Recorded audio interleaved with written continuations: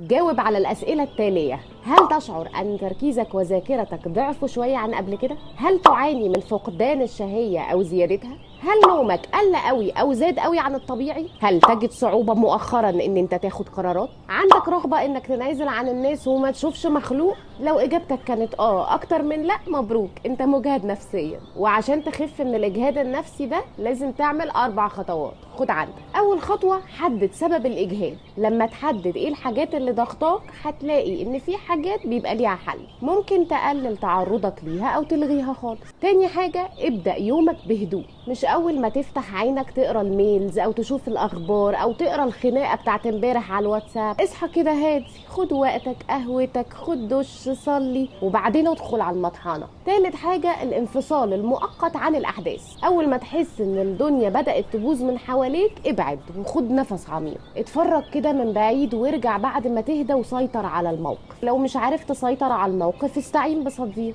أو دور وشك وامشي. رابع حاجة: خد أجازة، وأنصحك ما تستهونش بمفعول الأجازة، هي مش هتحللك مشاكلك بس على الأقل هتخليك رايق وانت بتواجهها. خامس حاجة وأهم حاجة بقى: المراجعة. يعني بعد ما تعمل الخطوات دي قيم مستوى الإجهاد وشوف انت لسه مجهد ولا لا. وخلاص، حلوا الأسئلة وقولوا لي جبتوا كام من 5.